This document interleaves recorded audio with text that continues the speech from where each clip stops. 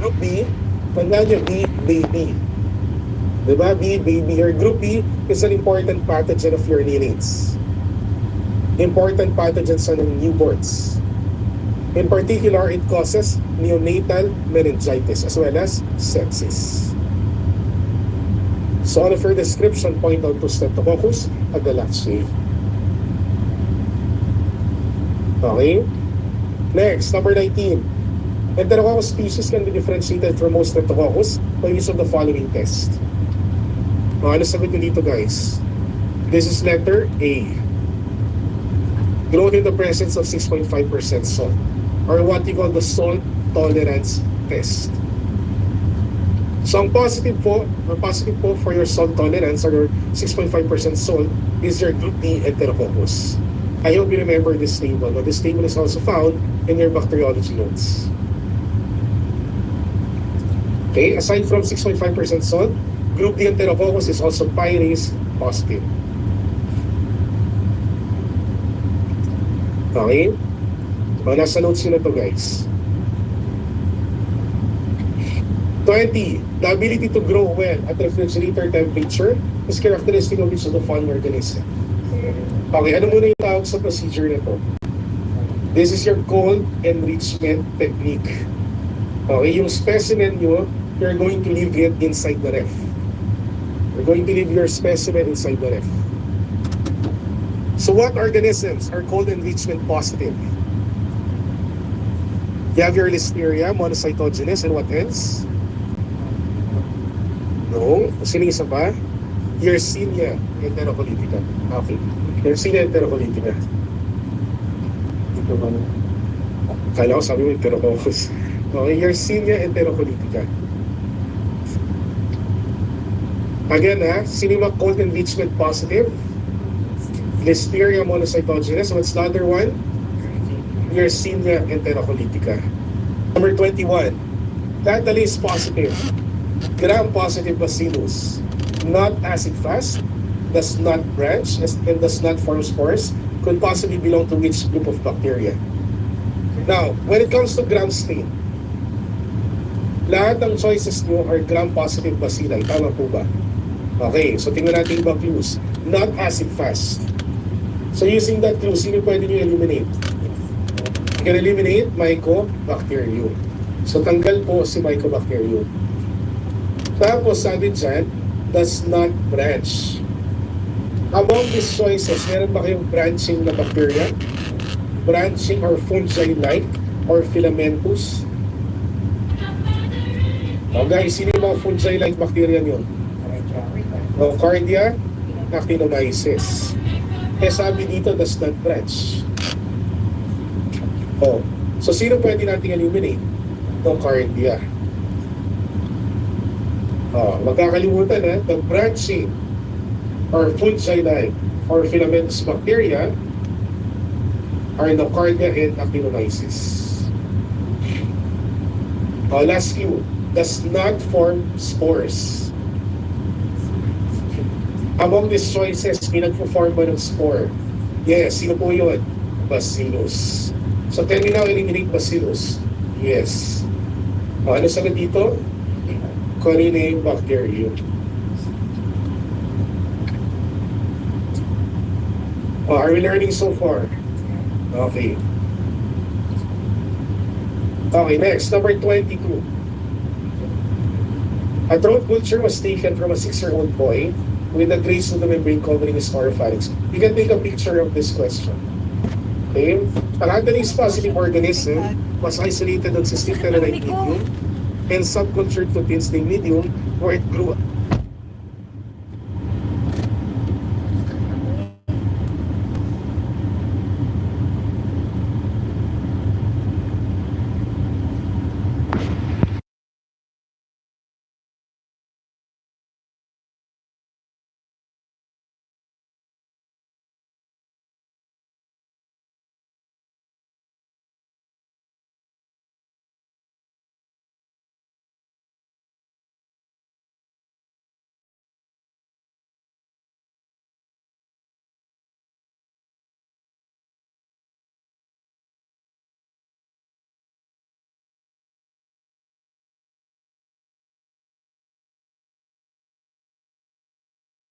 morphologist is most likely.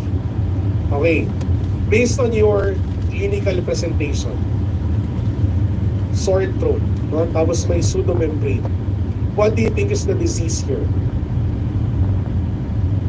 Anong sakit to, guys? Focus muna dito. Anong sakit to? Sore throat with a pseudomembrane. This is diphtheria. Sulat na Ano kayong doktor? sa notes. Sore throat with a pseudomembrane. Diphtheria. Other clues nyo? There's Lothar system telluride, which is a medium for C. diphtheriae. Also on Tinsdale medium. Okay, so obviously, the organism that we're looking at is Corynebacterium diphtheriae. Now, sa choices ninyo, no, looking at the choices, which of this would describe your Corynebacterium diphtheriae? This is letter C. Gram-positive bacilli in irregular cloud-like shape. Next, number 23. A skin lesion was open and drainage surgery. Culture was positive for gram-positive bacillus, which gave the following growth characteristics and biochemical reactions. Okay, so gram-positive bacillus, ang tingnan natin. Macaulay agar no growth, H2S positive, non-motile, catalyst negative, Lothar blood agar, non-hemolytic, and then no spores. These reactions are consistent with each of the following organisms. Ano yung giveaway dito, guys? Ang giveaway dito is yung H2S. Okay? Ang giveaway dito H2S. Among your gram-positive bacilli, isa lang yung dinescribe ko na H2S positive. And sino po yan? Sino yung nag-isang H2S positive na gram-positive bacilli? This is your Erysipelotrix bursopatiae. Pakisulat na po sa side notes. Gram-positive bacilli. H2S positive. That's Erysipelotrix bursopatiae. Erysipelotrix bursopatiae.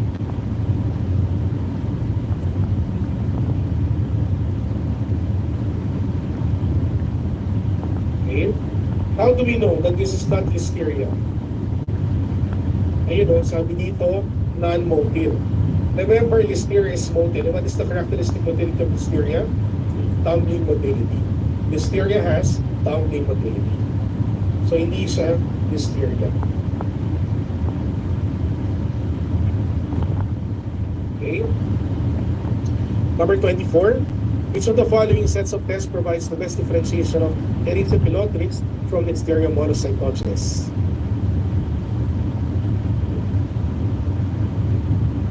Ang gram stain, madi-differentiate niya ba ang Erysipelotrix from Listeria? What is the gram stain of Erysipelotrix? Gram-positive, what? Bacilli. How about Listeria? Gram-positive bacilli. Pareho sila ng gram stain? Yes. So can you use gram stain to differentiate them? Yes or no? No. So we can now eliminate choices with gram stain. We can eliminate letter A. We can eliminate letter B.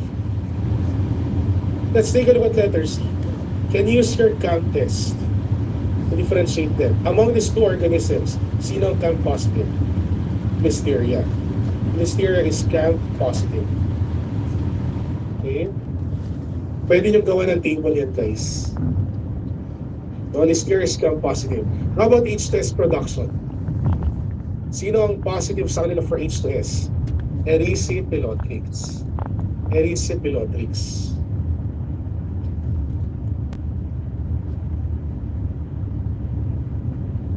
Okay? How about esculin hydrolysis?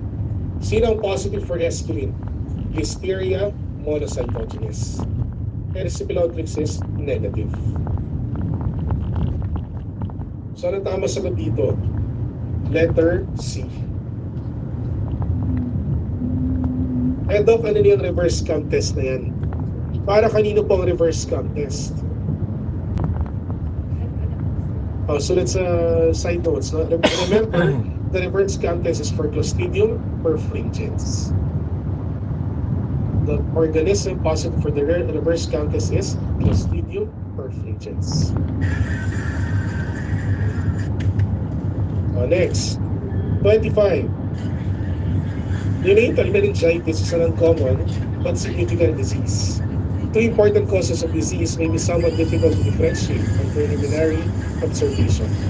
Each of the following sets of tests provides the best differentiation of Streptococcus agalactiae from Listeria monocytogenes. Okay, take a look at the choices. Okay. Can we use your count test here? Ano po ang count ng Streptococcus agalactiae? Or Group B strep? Count positive ang Strep agalactiae. How about Listeria? Count positive din ang Listeria. So can you use the count test? No. Therefore, letter C is incorrect. Hindi nyo pwede gamitin yung count test. Lalo na yung letter D. Yung reverse count, para kanino ulit? Louder. Clostridium perfringens. So hindi rin pwede letter D. Can you use your gram stain to differentiate them? Can you use your gram stain? Yes. Ano po ang gram stain ng Strep agalactiae? Listen carefully. Ano po ang gram stain ng Strep agalactiae? Gram positive cocci. Guys, strep po ito. Gram positive cocci. How about Listeria monocytogenes? Gram positive bacilli. Magkaiba yung gram stain nila, therefore we can use this. Catalase. Ano ang catalase ng Strep agalactiae? Guys, anong catalase ng mga strep? Negative, di ba? Sino ang positive? Staph. Strep is catalase, negative. Listeria monocytogenes on the other hand is catalase, positive. And then for motility, is Strep agalactiae motil? Is Strep agalactiae motil? No. How about Listeria? Yes. Anong motility ulit ng Listeria? Townley motility. So ano tama sagot dito? Letter B. 96. Bacillus anthracis and Bacillus cereus can be differentiated in the lab by a variety of different test results. Which of the following set of tests best differentiates these two species? Okay, again, take a look at the slide. I think I have discussed this in our discussion. Okay. Can we use motility to differentiate your anthracis from cereus? Yes. Remember, anthracis is non-motil. Anthracis is non-motil. Cereus is motil. Bacillus cereus is motil. In fact, ang motility ng Bacillus cereus is swarming, just like protein. Again, anthracis, non-motil. Cereus, motil. Ano yung characteristic motility niya? Swarming. When it comes to hemolysis, anthracis is non-hemolytic. Anthracis is non-hemolytic. Cereus, on the other hand, Bacillus cereus is beta-hemolytic. Bacillus cereus is beta-hemolytic. So, sagot dito guys, letter D. 27. Ito, recall question to, I think mga 2 more exams ago. Which of the following specimens would be best for identifying Bacillus cereus as the cause of an outbreak of food poisoning? Guys, in any food poisoning outbreak, ang best specimen is always the food itself, not stone. Okay? Pag-isolate yung organism dun sa mismong food, that's a direct evidence that you have an outbreak due to that organism. Ako guys, best specimen lagi for your food outbreaks, food. Okay, number 28. A first morning sputum sample is received for acid fast culture. Specimen is centrifuged and the sediment is inoculated on 2 Lowenstein Jensen slants. Okay? After 1 week, the slants show abundant growth over the entire surface. Anong nangyari dito, guys? Remember, okay, ang kinukulture sana dito is Mycobacterium. Alam natin ang Mycobacterium, napakabagal mag-grow. But here in our question, what happened? Even after just 1 week, nagkaroon ka na ng abundant growth. So somehow that would give you a clue na, uy, hindi ito Mycobacterium. Okay? Another clue, the stains reveal gram-negative bacilli. Ang Mycobacterium ba gram-negative bacilli? Yes or no? No. What is the gram stain of your Mycobacterium? Gram-positive. So this is another clue na hindi Mycobacterium yung nag-grow. So which of the following should be done to avoid this problem? Basically, ang tanong dito, what should you do to avoid contamination? Anong sagot? Letter C. Decontaminate the specimen. Okay. That's N-acetylcysteine. N-acetylcysteine. Sodium hydroxide mixture. I also have this in my notes under Mycobacteria. Mapakicheck nyo guys. So to avoid the growth of other organisms, no, this is something that you can do to your sputum sample. 29. A patient recently arrived in the US from Africa presents with long-standing cutaneous lesion. Okay, so skin lesion ang meron. This is cultured for bacteria, fungi, and AFD. An AFD smear is made and is reported as positive for AFD. After 8 weeks of culture in both non-selective and selective AFD media, no colonies appear. Which of the following organisms should be suspected? So among your choices, sino sa kanila ang hindi routinely nag-grow on culture? Sino ang hindi nag-grow on culture? This is your Hansen's bacillus, also known as M. leprae. M. leprae, the causative agent of leprosy, is not grown on your routine media. Ano ba yung clue ninyo dito? Sabi dyan, cutaneous lesion. So ang manifestation niya sa skin, no? Just like in leprosy. Number 30. The Runyon classification is based on which of the following? Do you remember the Runyon's classification? Sino ang kinaklasify using Runyons? The Mycobacteria, or yung tinatawag nating MOTT. Sulat na nasulat guys. MOTT stands for Mycobacteria other than tuberculosis. Mycobacteria other than tuberculosis. Again, Runyon's classification is used to classify your MOTT.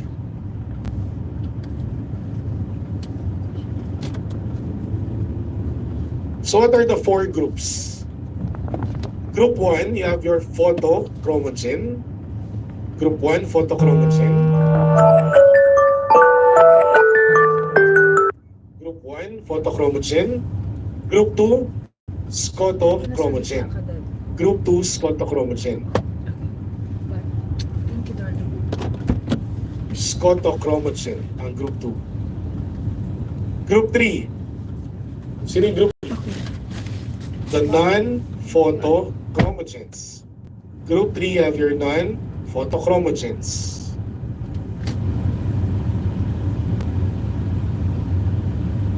How about your group 4? Your group 4 are the fast growers, rapid growers.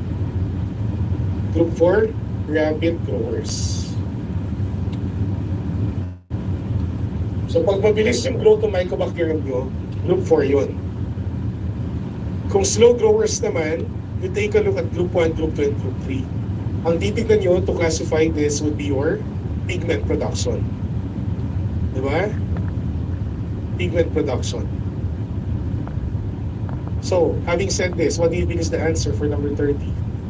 Letter C. No, pakibalikan nyo guys sa notes ito. You will find there the organisms, no, classified under your Runyon. Sa mga bilang no, preview of the exam, it's around 100 questions. And you will be answering it, if I'm not mistaken, 150 minutes. Okay, so around 2.5 hours. Medyo mahaba po siya. So I hope that all of you are prepared na to listen. Alright, thank you. Thank you to those who are reacting sa our chat.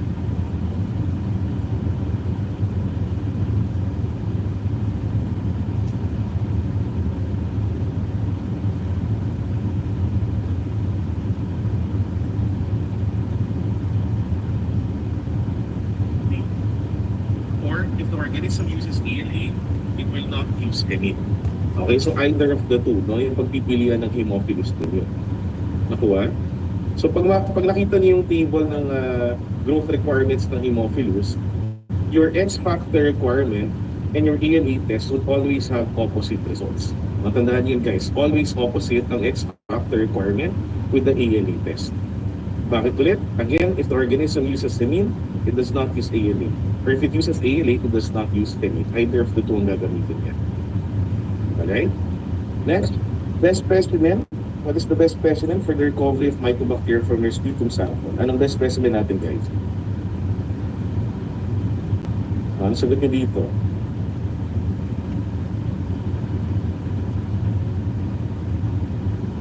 Okay, very good. The answer here is your first morning specimen. Bakit po first morning? Bakit po first morning? Well, the reason behind this is that your first morning specimen is more concentrated. Okay? Now, ito yung tanong ko sa inyo guys. How many specimens are now required to diagnose Mycobacterium tuberculosis? Okay? According to the newest guidelines, how many specimens are required for the diagnosis of Mycobacterium tuberculosis? Tignan ko nga yung mga answers sa chat box. Okay, so maraming sumagot ng 2, may sumagot ng 3, may sumagot ng 1. May ibang answer ba? Baka gusto may gusto mag-4. Okay. Guys, according to the newest guidelines, no, ang preferred test nowadays for the diagnosis of MTB is already your gene expert. Now, molecular na po yung preferred na method for the diagnosis of MTB. Have you heard of gene expert? Alright? And for your gene expert, only one specimen is required. Isang specimen na lang guys ang required for your gene expert. So, ibig sabihin, nowadays, for your diagnosis, only one specimen is necessary. Hindi na po 2. Nung time namin, no, 2014, kung kasabihin niyo ako nag-board exam, ang sagot 2. Kasi according to the guidelines before, dalawa yung kailangan. But nowadays, no, dun sa mga newest guidelines natin, gene expert na po yung preferred test. And for your gene expert, isa na lang guys ang kailangan, no, for diagnosis. Nakuha? So again, ulitin ko. Ang preferred test to diagnose MTB is what? Gene expert. How many specimens are required? 1. Okay? Oh, sulit na natin. So for MTB diagnosis, the test is your gene expert. Okay? How many specimens? 1. How about for monitoring? Sige nga, ano yung preferred test for your monitoring? No, na-diagnose mo na may TB yung pasyente. You want to monitor this patient. What would be the test? Sige nga. Gene expert pa rin ba kapag monitoring? No. Okay? Hindi po gene expert pag monitoring. Hindi niyo pwedeng pang-monitor ang gene expert kasi po, okay, yung gene expert niyo, it can turn out positive kahit na cured na yung patient. So, ang explanation dito sa guidelines, yung mga patients na cured na, they will still have some fragments of your MTB in their system. No, parang sa COVID lang. No, I'm sure you've heard of people na nagpo-positive sa RT-PCR kahit na magaling na sila. Kasi may mga fragments pa sila ng virus sa system. No, ganun din yung MTB. No, you cannot use gene expert for monitoring kasi kahit na cured na yung patient, meron ka pa rin mga fragments sa kanilang system. Okay? So what then do we use to monitor? For your monitoring, we still use your DSSM. That's your direct sputum smear microscopy. Smear microscopy pa rin ang for monitoring. How many specimens are required? Sige nga, tagot ako sa chat box. How many specimens for monitoring?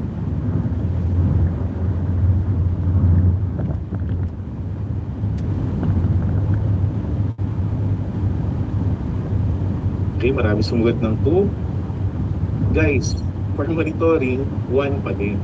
No, for monitoring, 1 pa rin. Okay? So isang specimen na lang talaga for both diagnosis and monitoring. Okay? I remember I think the newest guidelines is your 2020 National Tuberculosis Program guidelines. Okay? So as early as 2020 po, ito na yung sagot. Okay? Well, let's continue. I hope you have taken note of this. I'm sure yung mga board examiners, they're aware of this. No? Yung mga board examiners aware sila dito. Okay? Kasi nung kami nag-board exam, as in specific yung tanong, according to the 2014 NTP, National Tuberculosis Program, how many specimens are required? Nung time namin, 2 for diagnosis. Okay? But nowadays, isa na. Okay, let's move on. Number 67, 3 blood cultures taken from a 30-year-old cancer patient receiving chemotherapy and admitted with urinary tract infection drew lactose negative, motile, gram-negative rods prior to antibiotic therapy. Okay, so using that information on lactose negative, motile, among your choices, meron na ba tayong pwedeng i-eliminate? So hinahanap natin guys, lactose negative and motile. Sa choices ninyo, meron bang lactose positive dyan? Sino dyan ang lactose fermenter? Anyone? Take a look at your choices.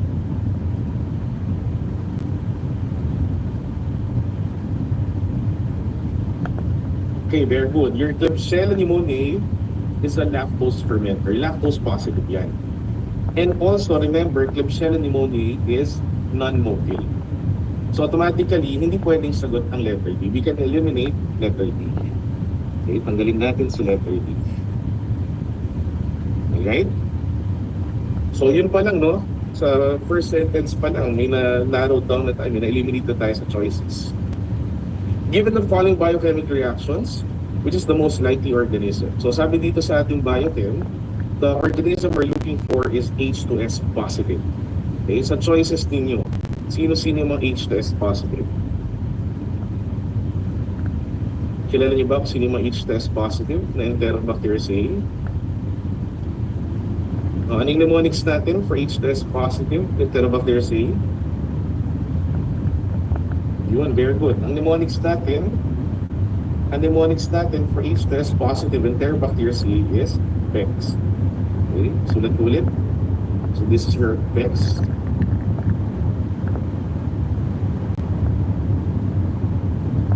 So Proteus. What else?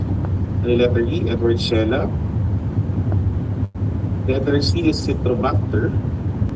And then letter S is your Salmonella. These are the H2S positive Enterobacteriaceae. So sa choice natin nyo, sino H2S positive? Yung Proteus vulgaris and Proteus mirabilis. No, A and B. No, ang Serratia po is H2S negative. So we can now eliminate Serratia. Tanggalin natin yung letters. Okay? We are now left with A and B. Okay? Proteus vulgaris and Proteus mirabilis. Guys, ang question ko sa inyo, what test do you use to differentiate your Proteus species?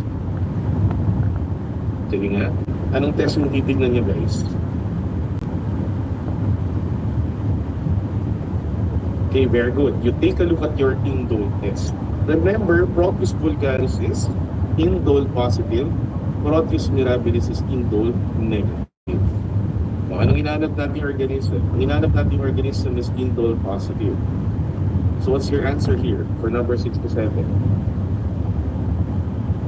Okay, the answer here is letter A.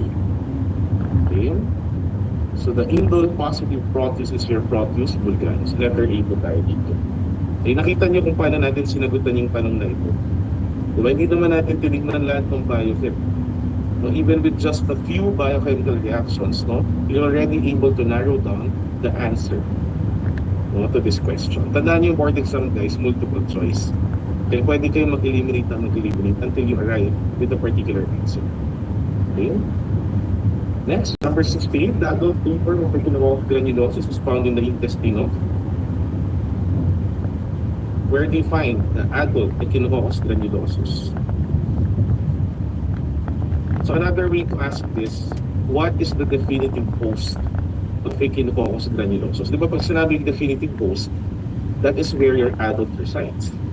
O, nasan po ang adult na Echinococcus granulosus? Okay, where? Marami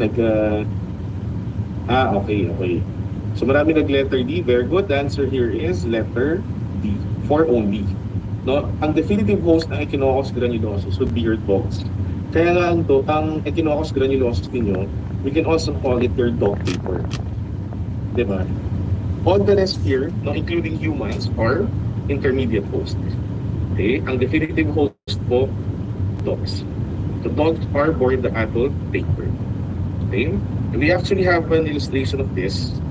Ayan, ito po yung life cycle ng Echinococcus granulosus. Okay? So, ang definitive host po again would be your dog. Okay? Yung cattle din yung intermediate host lang. So, usually ito yung life cycle ng Echinococcus granulosus. No? Dog, sheep, dog, sheep. Okay? The dog acquires the organism by ingestion of cysts. Okay? Pag yung cyst na yan, nakain ng dog, magiging adult yan sa small intestine ng dog. So, nasan yung adult? Nasa dogs. Therefore, the dog is the definitive host. And then, the dog would now pass out eggs. These eggs, no, in the feces of your dog, would now be ingested by your cattle. Okay? Ano nang mangyayari sa eggs? Sa loob ng cattle meat, sa loob ng sheep meat. Okay? This eggs will now develop into your hydatid cyst. Okay, yung hydatid cyst, immature yan. Yan yung larvae kumbaga. No? So pagka yung organism mo or yung animal mo, it harbors the immature stage, no? You call it an intermediate host. Now, saan papasok ang humans? No? Your humans may accidentally ingest the eggs. Okay? In the feces of your dog. Okay? Pag yung eggs ang na-ingest mo, pag yung eggs yung na-ingest ng human, these eggs would hatch in your intestines.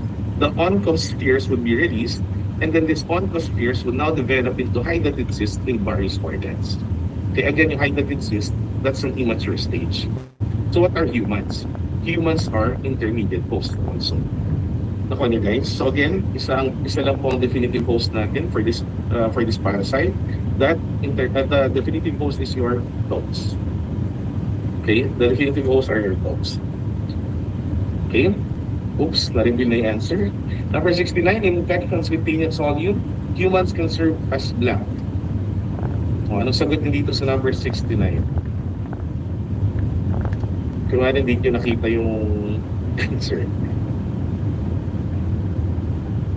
Okay, very good. No? For tainted solute, humans serve as both definitive and intermediate host.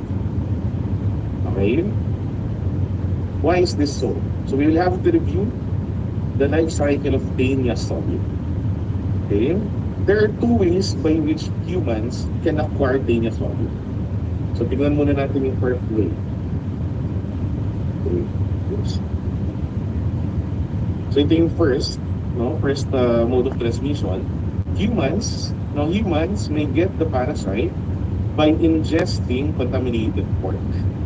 Okay, what stage would you find in your pork? Anong stage na makuha niyo sa pork? Okay, this is what we call your cysticercus. Now, in particular, your cysticercus cellulose. Okay, so this is the first mode of transmission. Now, ingestion of your cysticercus cellulose in undercooked pork. Nasusundan? Now,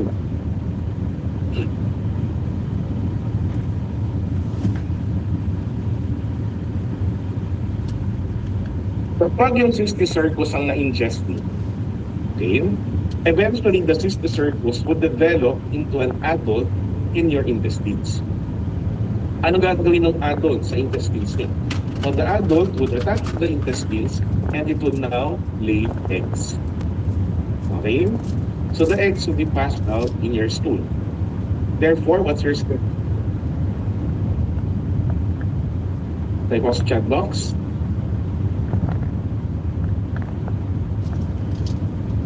Anyone? Of course, your specimen would be stool. And in this life cycle, what would be your diagnostic stage?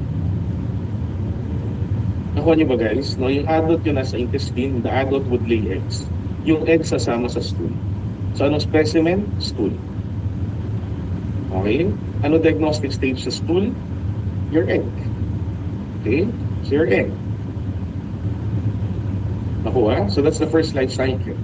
Now, paano naman yung second life cycle? No? Humans may also get the organism, no? The humans may also get the parasite by ingesting the egg. Pag yung egg po ang nakain natin, eventually the egg would hatch in your intestines, okay? And then you will now have the cysticercus. Okay? The cysticercus would now migrate to various organs. And this condition is what we call cysticercosis. So when do we get cysticercosis? Kailan nagkakaroon ng cysticercosis? Kapag ang na-ingest mo is the egg. Okay? So in this case, the human has the cysticercus, which is the larvae basically. No? Yun yung immature na stage. Therefore, yung human dito serves as an intermediate host. Dito sa nauna, ang meron sa human is the adult. So in this case, humans serve as the definitive host. Okay, so again, remember, humans serve as both definitive and intermediate host for your penis.